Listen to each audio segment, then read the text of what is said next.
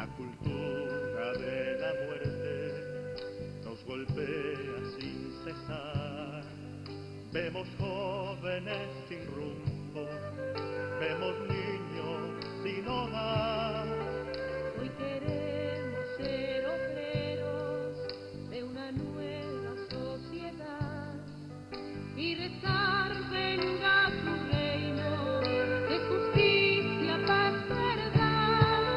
Familia evangelizada y evangelizadora, santuario de la vida y del reino servidora. Familia evangelizada y evangelizadora, santuario de la vida y del reino servidora. Familia evangelizada y evangelizadora, santuario de la vida y del reino.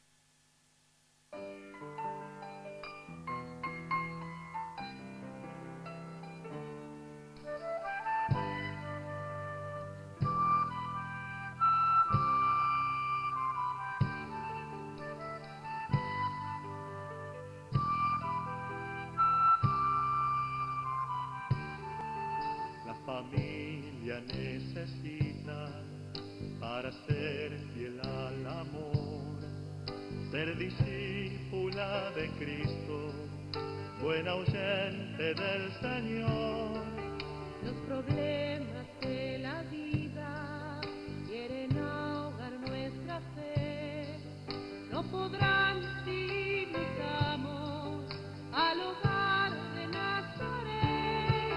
Familia evangelizada y evangelizadora, santuario de la vida y del reino servidora.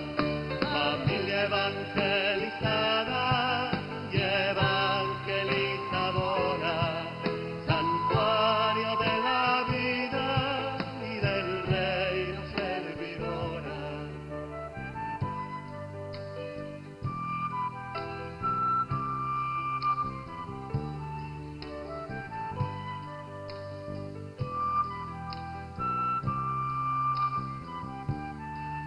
La familia no se queda, sale a evangelizar, porque sabe que este mundo tiene mucho por cambiar. Es familia misionera, con su ejemplo de unidad, solidaria y luchadora, va anunciando la verdad. Familia evangelizada y evangelizadora, santuario de la vida y del reino servidora. Familia evangelizada y evangelizadora, santuario de la vida y del reino servidora.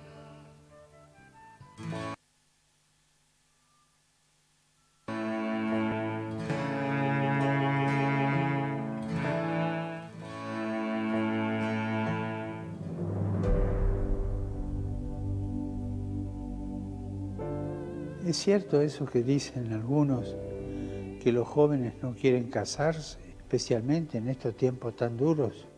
Casarse y compartir la vida es algo hermoso.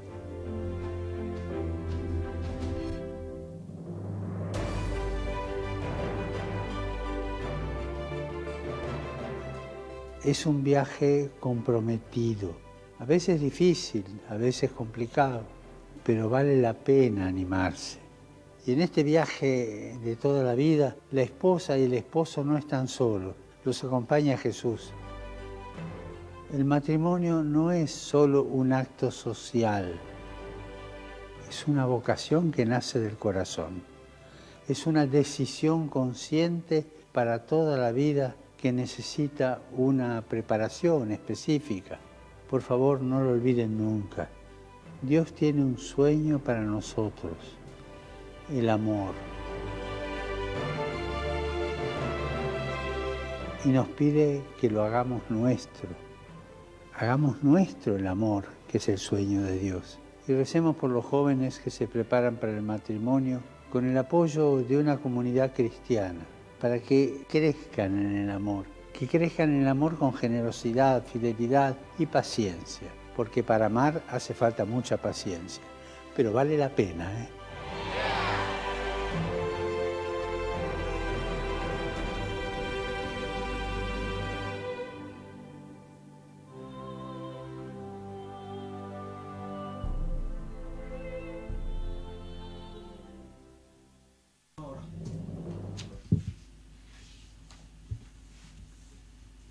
Muy buenas tardes, queridos amigos, ¿cómo están? Yo soy Malena, me acompaña Daniel, mi esposo, y formamos un matrimonio a María Quirada.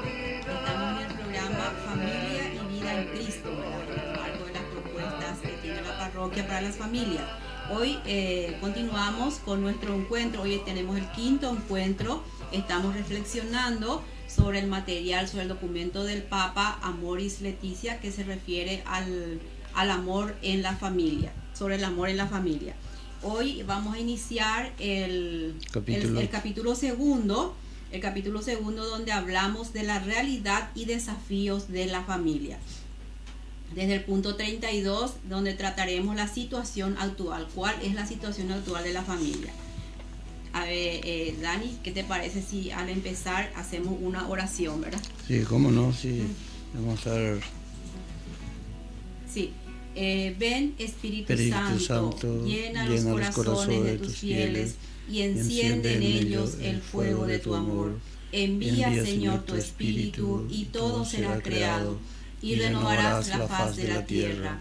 Oh Dios, que aleccionaste los corazones de tus fieles con la ciencia del Espíritu Santo, haz que guiados por ese mismo Espíritu saboreemos la dulzura del bien y gocemos siempre de su divino consuelo.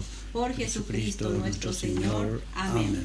¿Qué tal, Dani? ¿Cómo estás? Sí, muy bien. Aquí, bueno, entonces vamos a empezar una nueva etapa, digamos, de toda esta exhortación, que es el capítulo segundo, sí. Muy interesante, imperdible, digamos, este capítulo segundo, porque de alguna forma el Papa, a través de esta exhortación apostólica, nos va a ir describiendo, digamos, la situación actual de la familia en todo el mundo, ¿cierto? Una situación que acontece en todo el mundo, y también a través de la exhortación nos va a hacer alguna propuesta, algunas sugerencias, unos desafíos, sí, que sería importante que cada uno tengamos en cuenta y ponerlos en práctica después en cada uno de nuestros lugares, ¿cierto? Sí, y antes de empezar, ¿qué te parece si hacemos un breve resumen de lo que fue el encuentro anterior, ¿verdad? Donde finalizamos el capítulo primero? Sí.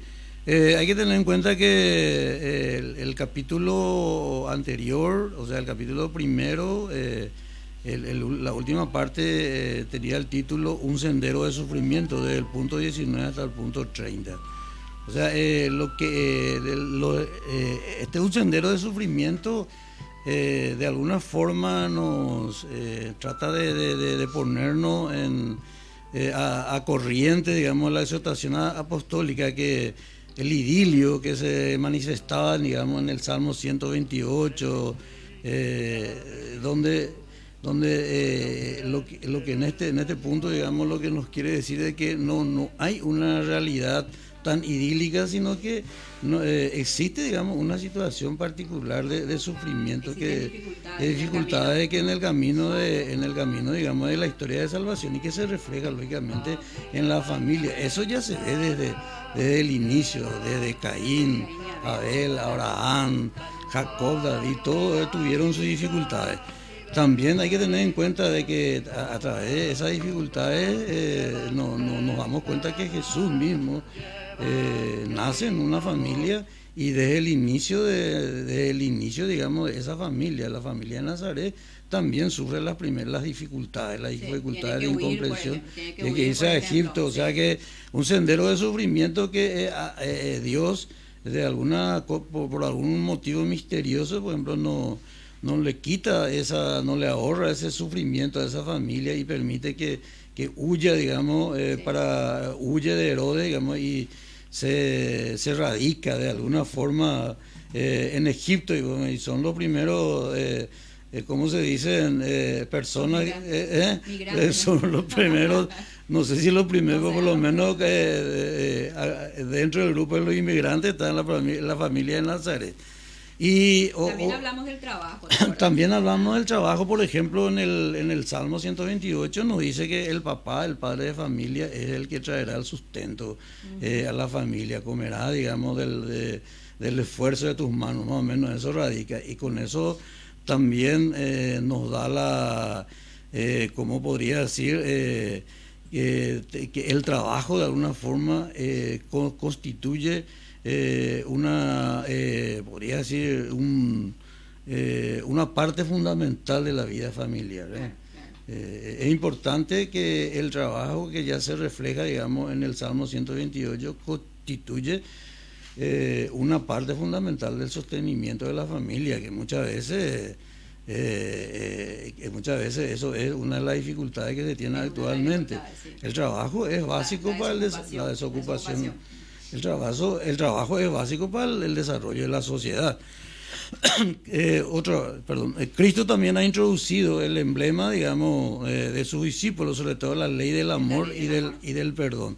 Además, la misericordia, la figura de la misericordia, por ejemplo, lo introduce también Cristo y lo hace emblemático en a la vista, digamos, de sus discípulos. Por ejemplo, en la experiencia que tuvo con la adúltera, allí actúa de una manera misericordiosa cuando le dice que a pesar de estar una pecadora en situación extrema, digamos, el Señor al final de cuentas le dice dónde están tus acusadores. O sea, la familia, vete y no peques más. Vete y no peques más, sí. Vete y no peques más. O sea, la palabra, digamos, clave allí es que a pesar de todo, Dios, Jesucristo siempre después pone, digamos, la frase que a pesar de que te cures, de que Él te esté curando, digamos, la parte fundamental es, la parte básica o la parte fundamental para Él es la salud del alma, Vete y no peques más, ¿cierto?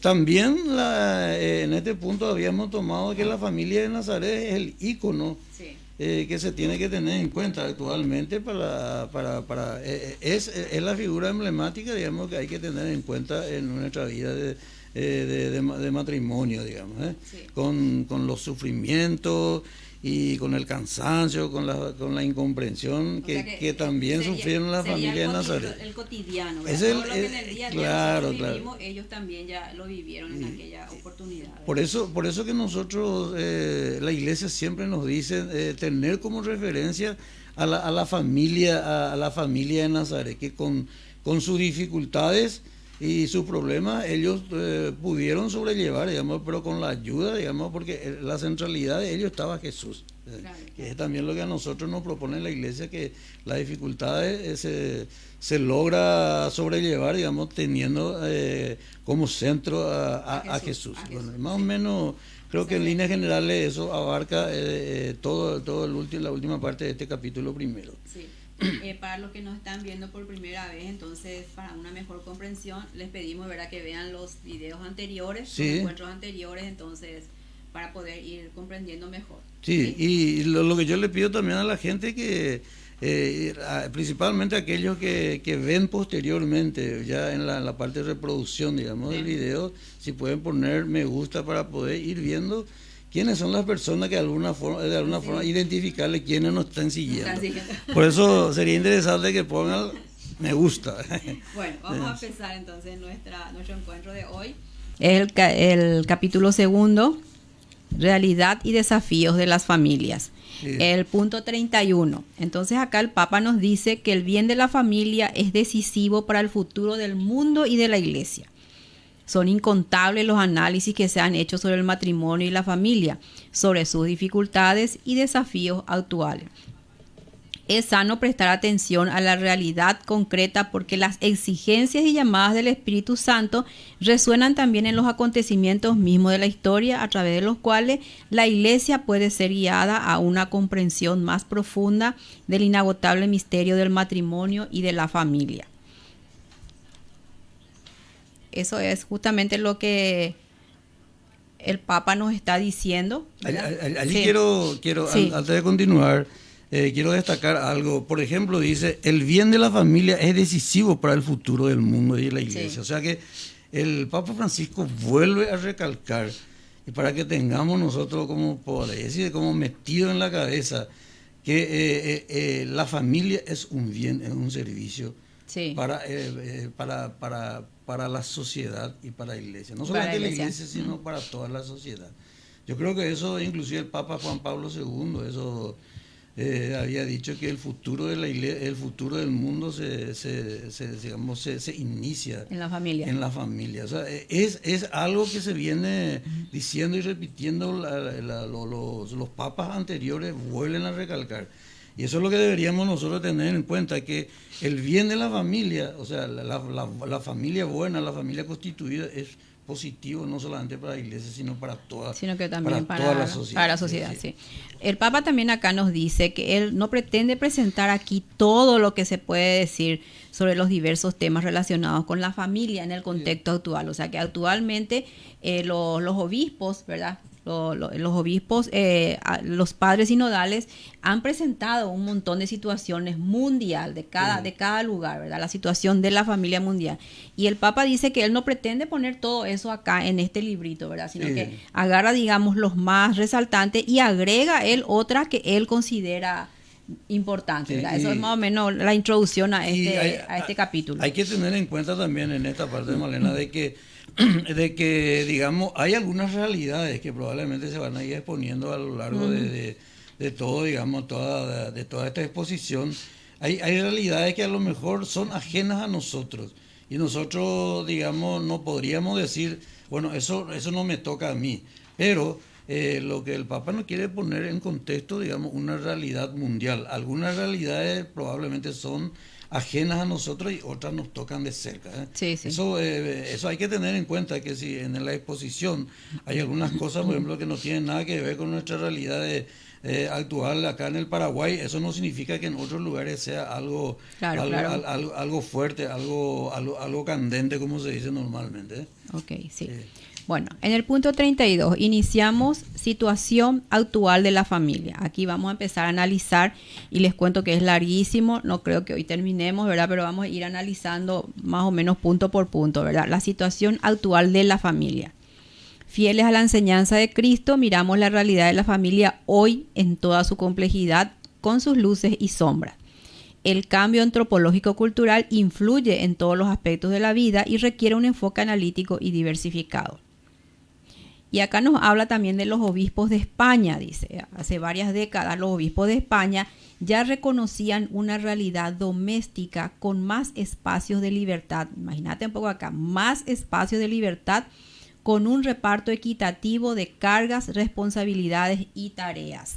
O sea que los obispos de España hace décadas ya se estaban dando cuenta que eso sucedía. Sí, ellos en España en particular, porque esto es una experiencia española, han sentido, digamos, de que la familia, dentro de la familia, se ha logrado un poquitito más de espacio de libertad, porque seguramente en el contexto histórico europeo, digamos, el hombre siempre tenía mucha... El machismo. el machismo, digamos, estaba en forma muy relevante, y seguramente las libertades, digamos, no estaban bien constituidas. Eso se ha ganado, ellos se han dado cuenta. Se han ¿verdad? dado cuenta que se ha ganado un espacio de libertad, digamos, Dentro de la familia. Dentro de la familia, digamos. Y dice con un reparto equitativo de cargas, responsabilidades y tareas, dice. O Sí, sea que se han evidentemente repartido que las tareas. las cargas, digamos, relacionadas a las tareas domésticas de la familia se van distribuyendo. Anteriormente seguramente que pesaba todo sobre una parte, sobre el marido, sobre la esposa, dependiendo de la situación particular. En todo caso, ahora hay como si fuera una distribución de responsabilidades, Sí. digamos, de los deberes familiares dentro del contexto de España, ¿cierto? Sí, pero también yo creo que generalizado es esto, Sí, ¿verdad? sí. Porque antes, por ejemplo, me viene a la mente, ¿verdad? Que antes solamente las mujeres le cuidaban a los hijos pequeños, ¿verdad? Sí, sí. Ahora los papás también ya le cuidan a los hijos Sí. pequeños. O sea, es una responsabilidad compartida ya también eso, ¿verdad? Claro, es Por dar un ejemplo. la conciencia de la responsabilidad compartida muchas veces hace que eso se rompa ese tabú anteriormente, que como vos decís, que solamente la mujer está en la casa para cuidar a los hijos y para tener hijos. Bueno, ahora también están el varón, digamos, está también con esa Que tiene que responsabilidad. apoyar eso. También. Y también yo conozco casos de que siempre hablamos, el varón es el que tiene que salir a trabajar y la mujer se queda en la casa, pero yo conozco casos al revés, Dani. Sí. Casos en que la mujer es la que sale a trabajar porque a lo mejor tiene una profesión, no sé, o tiene más suerte en conseguir un trabajo, y el varón es el que se queda en la casa a hacer las cosas de la casa, que no está mal, ¿verdad? Sí. No veo nada que esté mal eso. Y bueno, esas son las realidades particulares de que muchas veces uno, estando, digamos, en consorcio, digamos, Claro. o sea, con tu pareja, digamos, uno se pone de acuerdo cómo va a sobrellevar el día a día de la familia. O sea, eso es Claro. eso es ponerse de acuerdo, digamos, y ponerse Ya, las pilas. ahí está. Sí, sigue el Papa diciendo, al valorar más la comunicación personal entre los esposos, lo que acabaste de decir, ¿verdad? Se contribuye a humanizar toda la convivencia familiar. O sea, que darle mucho valor a la comunicación personal entre los esposos. Sí. Que eso ayuda a la convivencia familiar. El ponerse de acuerdo cuando para tomar una decisión dentro de la familia. De hecho que la parte una de las partes fundamentales, digamos, dentro de una convivencia y principalmente en el matrimonio es la comunicación. Hay que tener en cuenta que esta es una responsabilidad conjunta, ¿cierto? Y uno toma esa responsabilidad al iniciar, al casarse. Yo me responsabilizo, digamos, mutuamente nos responsabilizamos y también nos responsabilizamos de lo que va a venir hacia adelante, los hijos, la casa. Sí. Lo que viene adelante es lo que la familia decide, digamos, de alguna forma llevar hacia adelante, ¿cierto? Y eso equivale a que ambos, digamos, debemos poner de acuerdo a efecto de sobrellevar ese compromiso que asumimos hace un tiempito. Y esa es la comunicación es fundamental. La comunicación es bueno. En el punto 33 dice, por otra parte, hay que considerar el creciente peligro que representa un individualismo exasperado que desvirtúa los vínculos familiares y acaba por considerar a cada componente de la familia como una isla, haciendo que prevalezca en ciertos casos la idea de un sujeto que se construye según sus propios deseos, asumidos con carácter absoluto. Eso es lo que me parece muy importante. Esa palabra individualismo exasperado. Sí, puede eso como si una experiencia que uno ve, que uno lo está sintiendo día a día y que le puede venir, digamos. Actualmente vivimos en un mundo globalizado donde la principal característica es el individualismo. Cada uno hace su cosa a su manera, pensando, digamos, cómo tiene que desarrollar su futuro con un esfuerzo individual, sin tener en cuenta al que está al lado. O sea, yo me valgo yo solo, digamos, para solucionar los problemas de mi vida, no necesita del otro. Entonces, esa actitud individualista que la sociedad, digamos, actual está imbuida, la sociedad se refleja, o sea, afecta al matrimonio, afecta a la familia, porque la gente del mundo se refleja en la familia, y por supuesto, si el mundo es así, la familia también no creo que esté lejos de actuar así los miembros, con ese individualismo, cada uno donde cual el papá hace sus cosas, la mamá hace sus cosas, los hijos por allá, y qué sé yo. Entonces es una situación de falta, justamente lo anterior, la falta de comunicación. Y después empiezan los problemas, por supuesto, cuando la falta de comunicación, hay falta de comprensión, y después ya viene la consecuencia inmediata, sería la intolerancia. Exactamente, justamente eso nos dice el Papa después, ¿verdad?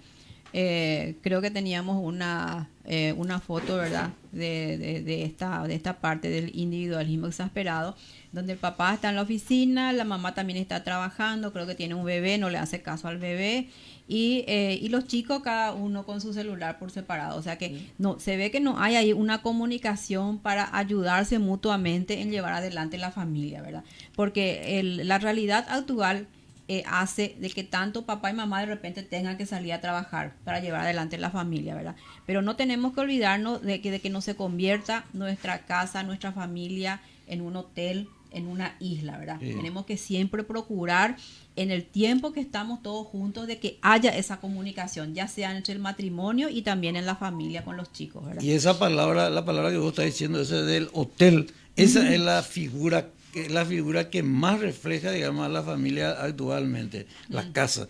Uno viene a su casa, viene, se mete en la oficina, se mete, digamos, en donde sea, y allí se queda, ¿cierto? El papá viene, se mete en su oficina, hace todo lo que tiene que hacer, la mamá viene, se mete allá, cada uno por su cuenta, como en un hotel.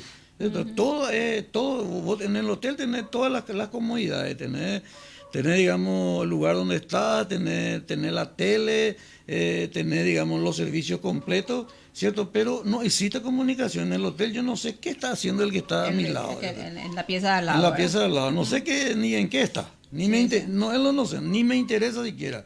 Entonces, esa figura, esa es la parte, digamos, que grave que le puede afectar a la familia, que como consecuencia del individualismo, la casa se convierte en un hotel. Tener todos los servicios, espectacular, vos ves de afuera que es todo chiche y bombón, pero una falta de comunicación extraordinaria. Cada uno hace por su cuenta lo que Sí. cree conveniente para llegar a solucionar su problema de vida, ¿cierto? Porque cada uno seguramente está imbuido en solucionar su vida, su progreso, lo que venga, ¿no? Sí, sí.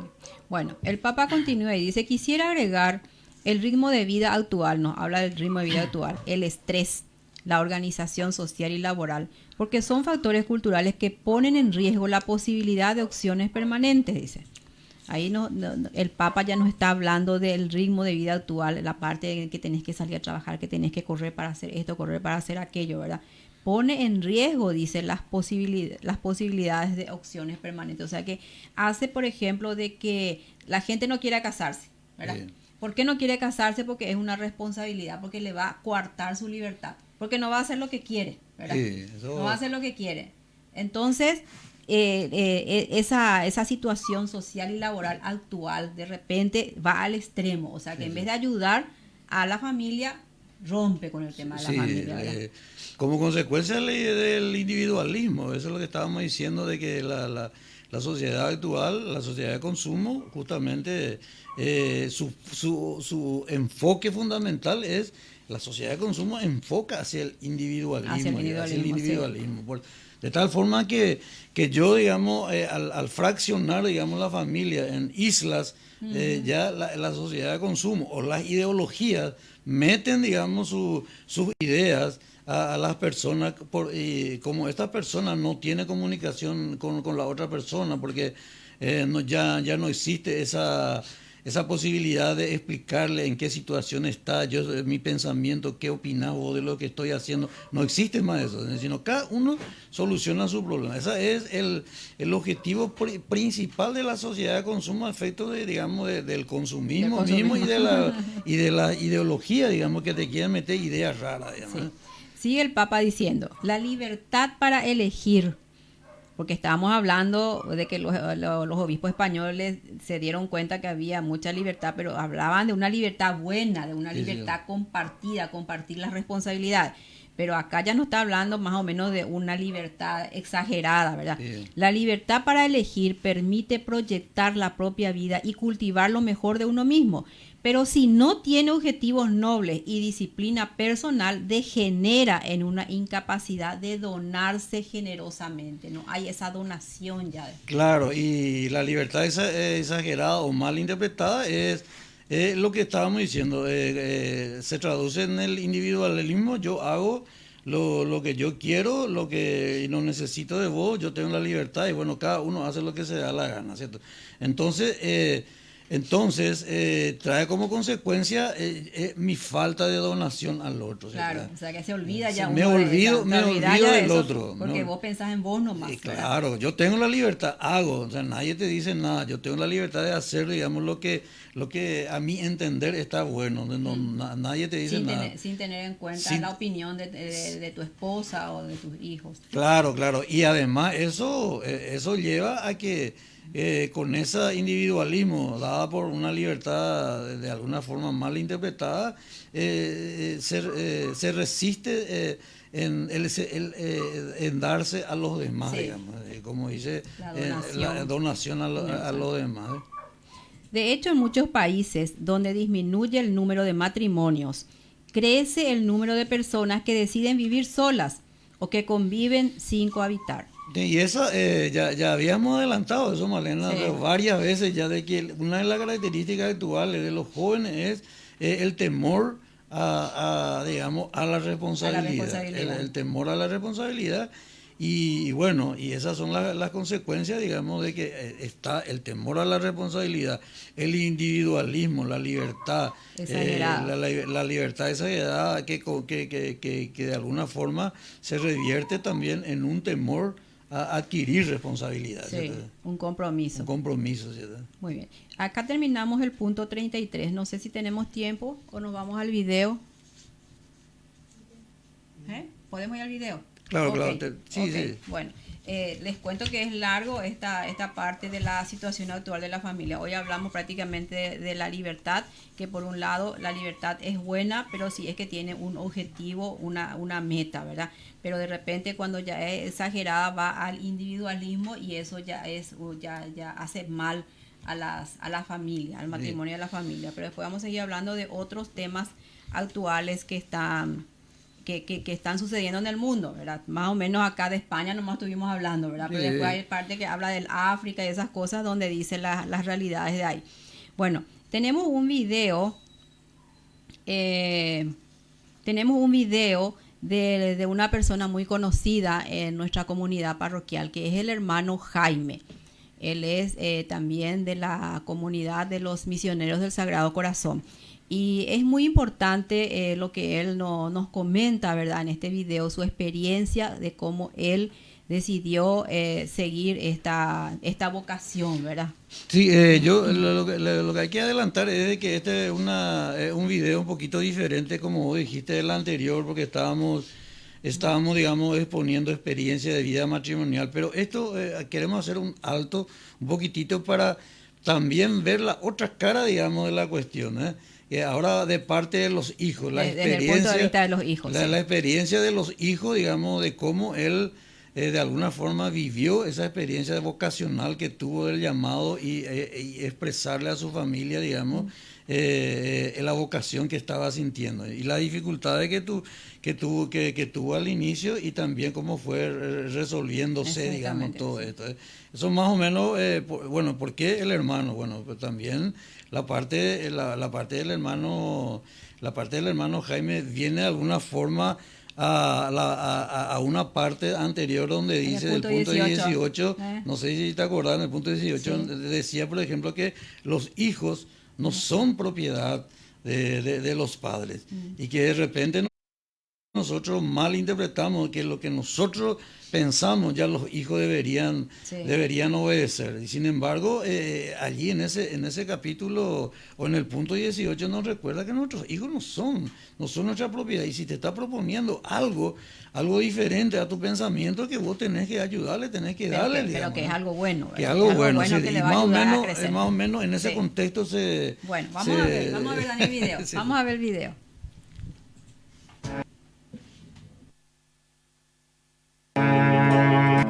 Tardes, hermanos y hermanas.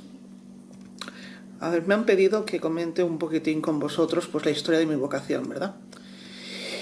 Yo de entrada suelo decir, así como frase así un poco impactante, que mi vocación es fruto del sentido del humor del Espíritu Santo y la excelente memoria que Dios tiene, ¿verdad? O sea, que hay que tener mucho cuidado con lo que se dice, se piensa o se pide, ¿verdad? Porque tiene una muy buena memoria aunque tú te olvides.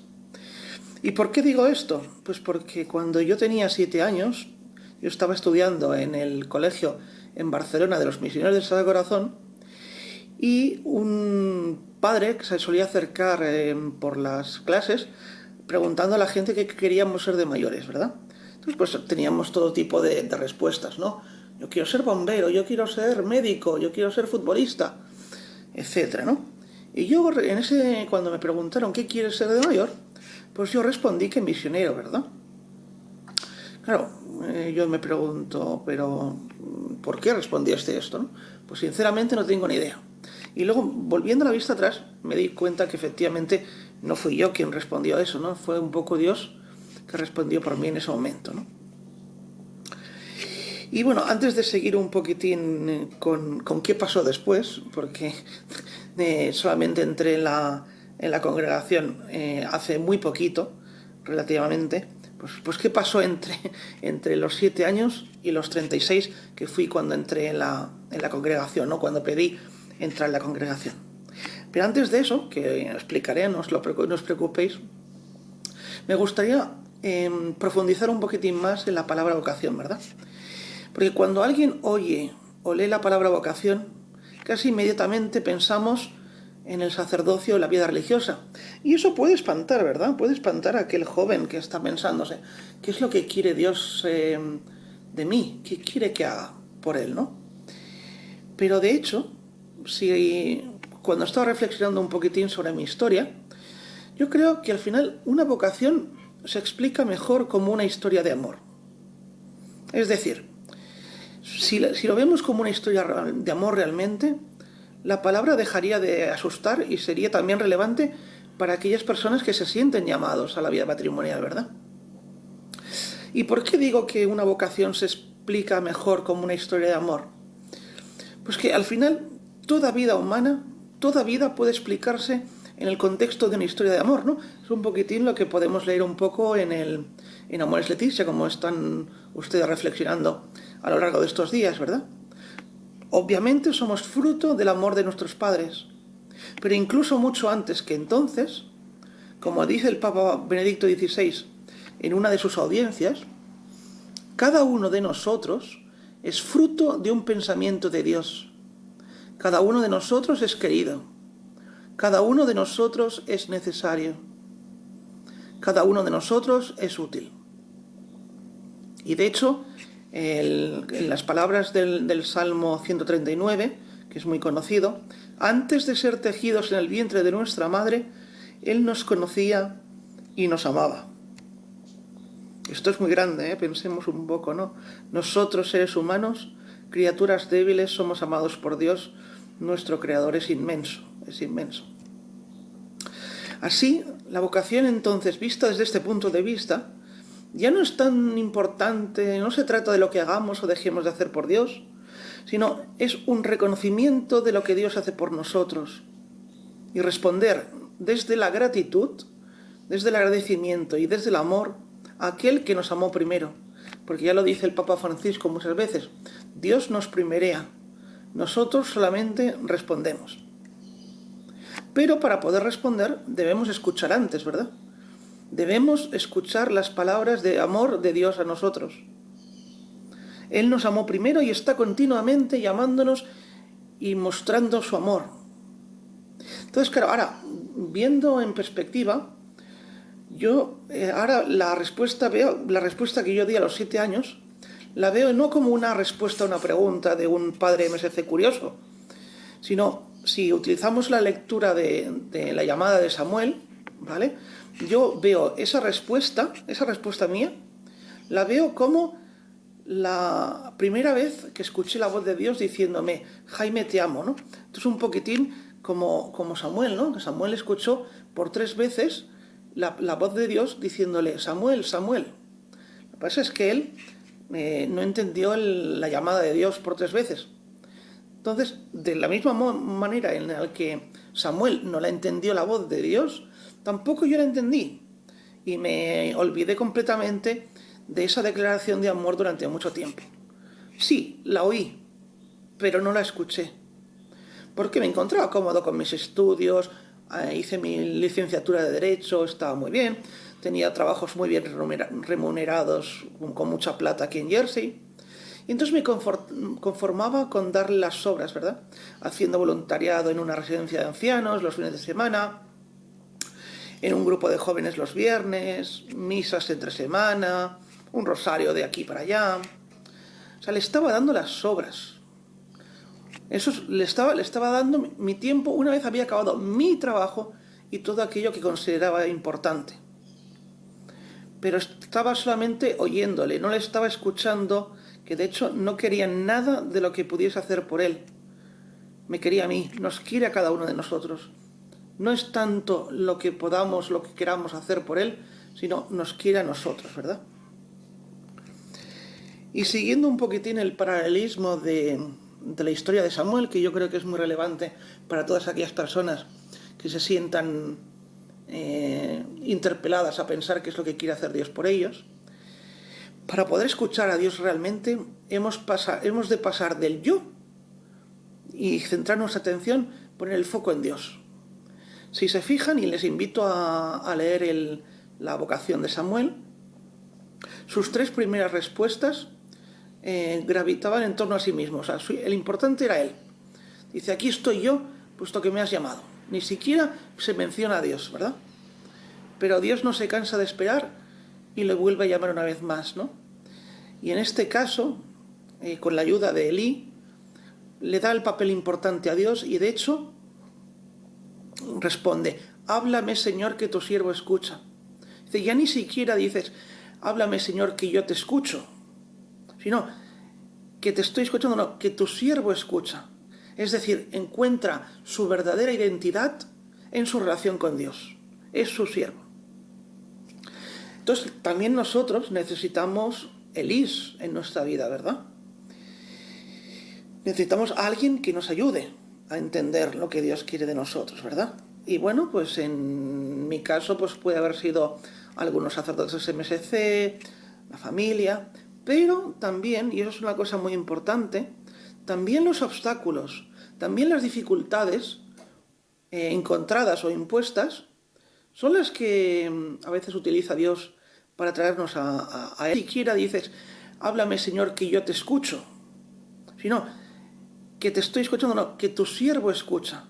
Es decir, encuentra su verdadera identidad en su relación con Dios. Es su siervo. Entonces, también nosotros necesitamos Elís en nuestra vida, ¿verdad? Necesitamos a alguien que nos ayude a entender lo que Dios quiere de nosotros, ¿verdad?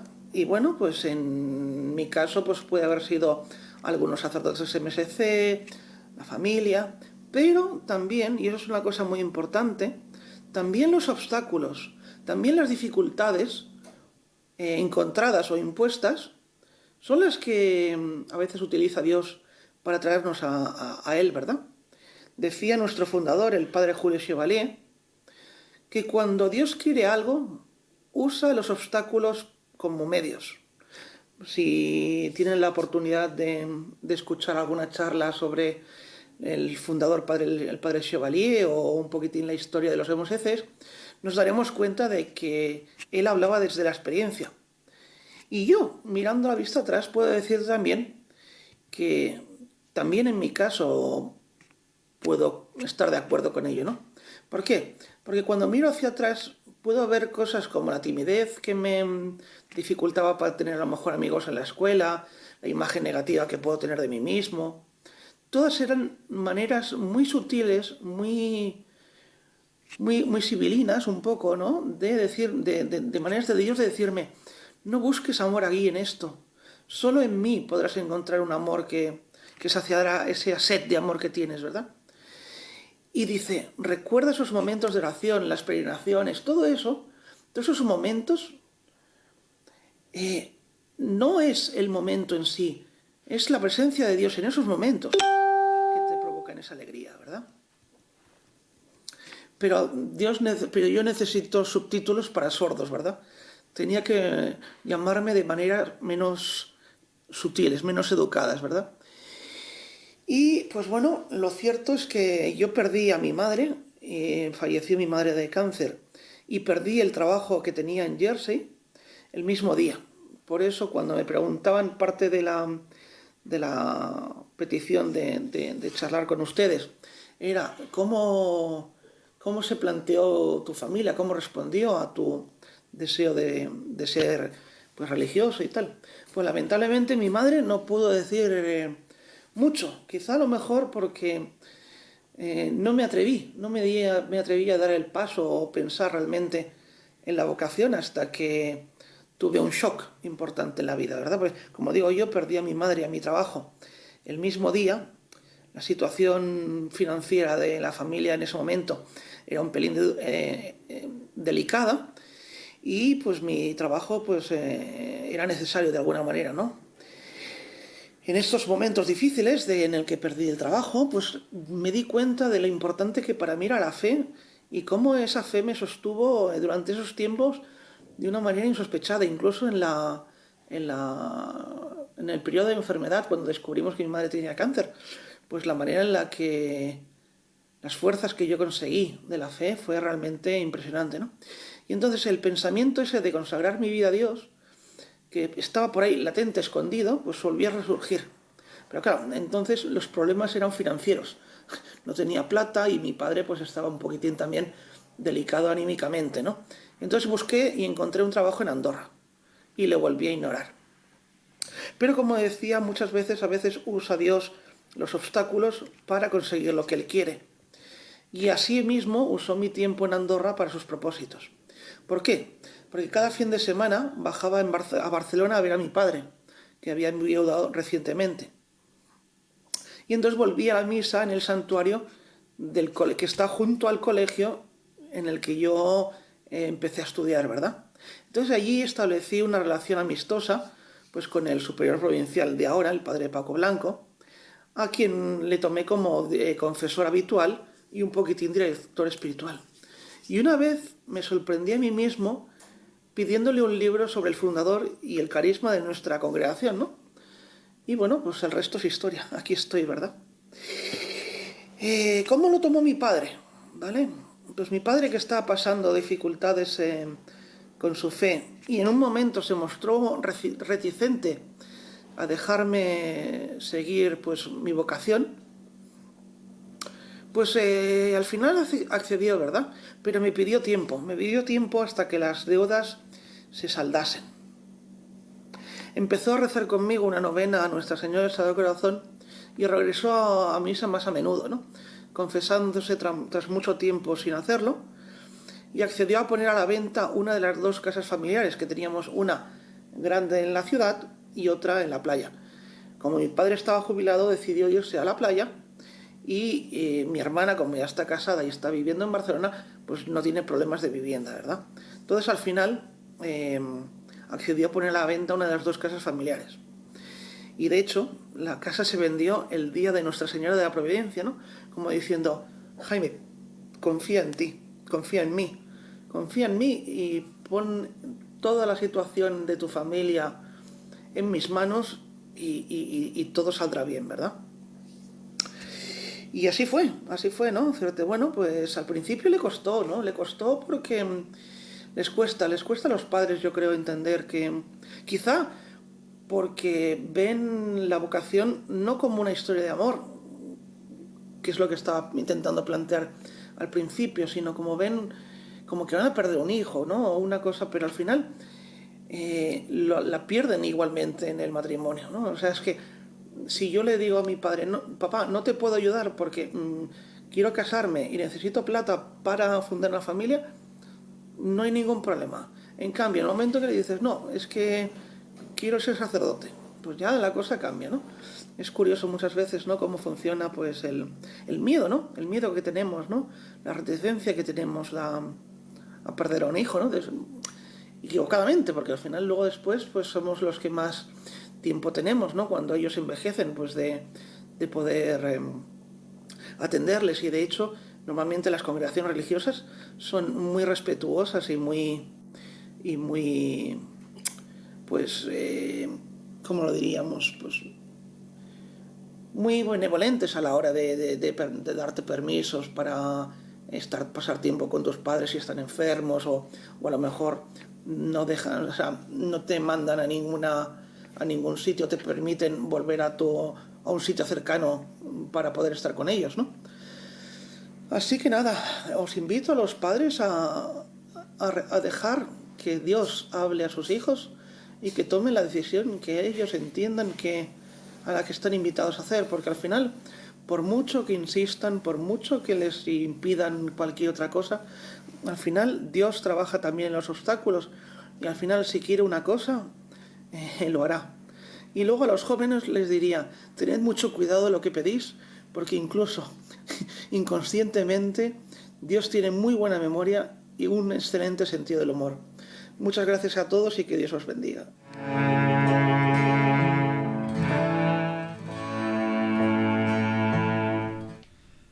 Y bueno, creo que uno de los videos, digamos, un poquito más impactante y diferente que estamos, digamos, exponiendo a la comunidad en experiencia de vida matrimonial.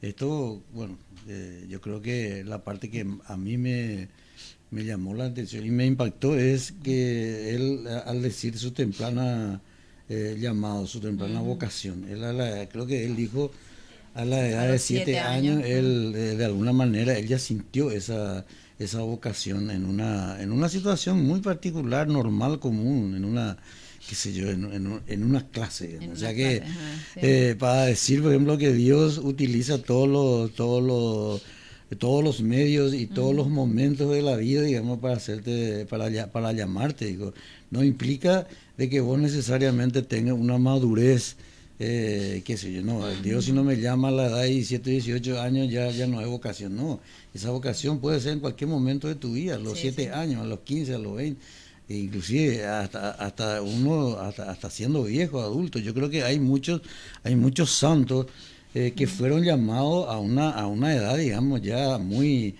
avanzada, digamos, en el cual ellos desarrollaron toda su vida, digamos, normal, hasta que de repente sintieron el llamado, o por lo menos hicieron caso al llamado original, seguramente, que es lo que de repente hay que discernir, porque Jaime, por ejemplo, él tuvo un llamado, pero después a los 30 y tantos años recién, como decir, le hizo caso al llamado, porque en esa vida él se metía en otras cosas, o sea, su vida estaba girando en tener buen trabajo, en ganar bien y todas esas cosas, hasta que llega un momento en que Dios insiste, digamos, y por una situación particular que justamente aquí anoté, es por una cuestión particular de sus padres, o de su mamá que estuvo enfermo, que eso hizo también que esa vocación inicial que se había perdido, que haya nuevamente surgido, digamos. Él terminó la carrera universitaria, escuché que dijo que era licenciado en Derecho, creo que dijo, ¿verdad? Estaba trabajando en eso y todo,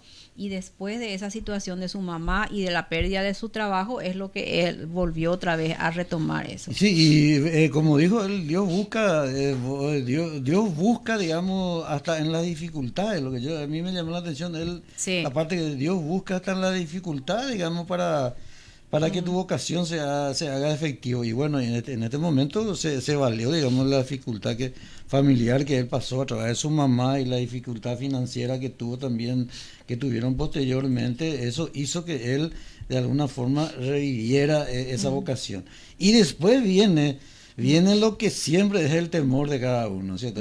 Es proponerle a la familia, en este caso a su papá, proponerle tu vocación y un cierto rechazo. Él en una parte dice, ¿cómo es posible que de repente cuando te dice, bueno, necesito plata para casarme y bueno, los padres de mil amores te ayudan, apoyan. Pero cuando te dicen, papá, yo voy a seguir la vida religiosa, existe ya un rechazo o un temor, porque él dice de que, bueno, yo le pierdo a mi hijo cuando es lo que normalmente se piensa, ¿verdad? Pero no es así, él dice que no es así. No es así, porque inclusive hay experiencia de que los hijos consagrados y digamos a la vida religiosa, inclusive hay una donación, más donación de parte de ellos que de una persona, digamos, que se haya casado. Inclusive hay dificultades mucho, no sé, eso podemos decirle que en la vida diaria de que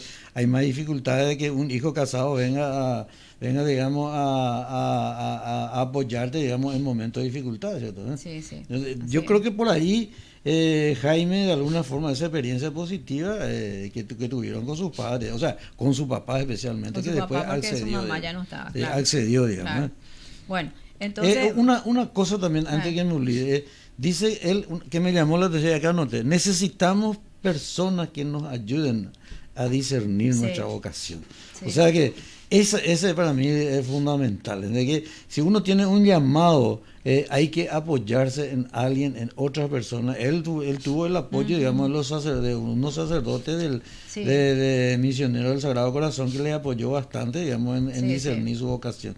O sea, a los jóvenes es lo que podríamos decir, cuando uno siente un llamado, se necesita el apoyo para poder discernir y fortalecer esta vocación. Sí. Esta es la parte que... Él se refería a Elías, decía. Sí, Elías. Necesitamos Necesita un un- Elías, muchos Elises. de que nos ayuden a poder discernir. Bueno, con esto estamos terminando, ¿verdad? Nuestro encuentro de hoy. Damos gracias, ¿verdad? A todas las personas que nos siguieron el día de hoy. Muchísimas gracias. Y tenemos los avisos parroquiales, ¿verdad? El sector Rosa Mística de la parroquia empieza su novena mañana. Del 4 al 12 de julio a las 17 horas va a ser su novena en frente a la gruta. Y la misa va a ser el 13 de julio a las 16:30 horas. Entonces estamos todos invitados. El sector Rosa Mística está prácticamente pegadito a nuestra parroquia, ¿verdad? Ahí mismo tiene su gruta y entonces ahí se va a hacer el rosario y luego la misa, ¿verdad? Bueno, entonces, y también queremos hacerle recordar que mañana tenemos automisa a la mañana a las 8 de la mañana y a la noche va a ser la misa dentro del templo a las 19 horas. Y le tenemos también nuestro San Pío peregrino, ¿verdad? Nuestro San Pío que está recorriendo los sectores y que hoy se fue al sector San Roque González de Santa Cruz, ¿verdad? Entonces, para que podamos seguirlo un poco también a él y los que son del sector, ¿verdad? Para que se acerquen para hacer su oración y acompañen un poco con oraciones y cantos a nuestro San Pío peregrino. Bueno, tenemos una oración final, Dani, para poder ir terminando. Antes de hacer la oración final y de despedida, nosotros vamos a continuar la próxima semana. Creo que llegamos hasta el punto 40, y a partir del 40 hasta el 50, hasta el 50, digamos que es la parte correspondiente a los desafíos. Vamos a procurar que la siguiente semana o en el siguiente podamos desarrollar todo. El capítulo segundo.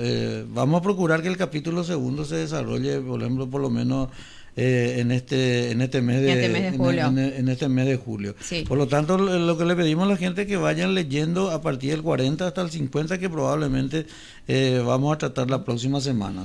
Sí, y antes de olvidarme, agradecemos al hermano Jaime, ¿verdad? Sí. Que nos envió ese video, muchísimas enseñanzas, muchísimas cosas podemos sacar, muchísimos mensajes. Sí. Ese, por ejemplo, que Dios siempre nos primerea, a mí me impresiona porque el Papa siempre dice, Él nos primerea. No es que yo le amo a Él me amó primero a mí, ¿verdad? Entonces, esa parte también hay muchísimas cosas. También para concluir esta parte, es de que estas experiencias son experiencias concretas. Son reales. Son concretas. Toda esta experiencia de la familia, de los matrimonios, son experiencias concretas que la gente está exponiendo su dificultad y cómo va llevando adelante, digamos, su matrimonio. En este caso especial, el hermano Jaime, digamos, cómo inició su vocación y cómo está sobrellevando su vocación. Son experiencias concretas que ayudan a los jóvenes de que esto no es una teoría, ¿cierto? De que existe jóvenes, de que existe gente, digamos, llamado por el Señor y que habiendo dado, digamos, todo de sí, digamos, él está siguiendo fuerte en su vocación, ¿cierto? Sí. Esa es la parte Así que... es. Ok, bueno. Oración a la Sagrada Familia. Jesús, María y José, en vosotros contemplamos el esplendor del verdadero amor. A vosotros confiados nos dirigimos. Santa Familia de Nazaret, haz también de nuestras familias lugar de comunión y cenáculo de oración, auténticas escuelas del Evangelio y pequeñas iglesias domésticas. Santa Familia de Nazaret, que nunca más haya en las familias episodios de violencia, de cerrazón y división. Que quien haya sido herido o escandalizado sea pronto consolado y curado. Santa Familia de Nazaret, haz tomar conciencia a todos del carácter sagrado e inviolable de la familia, de su belleza en el proyecto de Dios. Jesús, María y José, escuchad. acoged nuestra súplica. Amén. Amén. Alabado sea nuestro Señor Jesucristo. Por siempre sea alabado. Muy Y buenas muy noches, que buenas tengan un buen noches. fin de Hasta el semana. próximo sábado.